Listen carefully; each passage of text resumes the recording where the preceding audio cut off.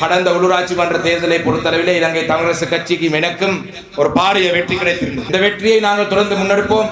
எதிர்வரும் காலங்களிலே மாகாண சபை தேர்தல் நடத்த வேண்டும் என்று நாங்கள் வலியுறுத்தி இருக்கிறோம். அரசாங்கம் மாகாண சபை தேர்தலை நடத்தாவிட்டால் மாகாண சபை தேர்தலை நடத்தாவிடுவதற்கான காரணமாக சொல்லிக் கொண்டிருந்தது மாகாண சபை தேர்தல் முறையிலே ஒரு சட்ட சிக்கல் இருக்கின்றது, அந்த திருத்தத்தை கொண்டு வந்தால் மாத்திரம்தான் அந்த மாகாண சபை தேர்தலை நடத்த முடியும் என்று சொன்னார்கள். ஜனாதிபதியும் சரி, அவைத்தலைவர் விமல் ரட்நாயக் அவர்களும் சரி, பல தடவைகளிலே நாங்கள் அடுத்த வாரம் செய்வோம், இன்னொரு மாதத்திலே செய்வோம், இந்த சட்ட திருத்தத்தை கொண்டு வருவோம் என்று பல மாதங்களாக பொய்களை சொல்லி எங்களை ஏமாற்றி வந்தார்கள். தொடர்ந்தும் நாங்கள் ஏமாற முடியாது என்ற காரணத்தினால் நான் அதை ஒரு தனிநபர் பிரேரணையாக தனிநபர் சட்டம் மூலமாக பாராளுமன்றத்தில் சமர்ப்பித்திருக்கின்றேன். இந்த தனிநபர் சட்டம் மூலமாக பாராளுமன்றத்தில் சமர்ப்பித்த இந்த சட்டம் முதலாம் வாசிப்புக்காக எடுக்கப்படுகின்றது. முதலாம் வாசிப்புக்காக இது எடுக்கப்படுவதற்கு பிறகு நாங்கள் இதை ஒரு சட்டமாக கொண்டு வருவதற்கான ஏற்பாடுகளை நாங்கள் செய்வோம்.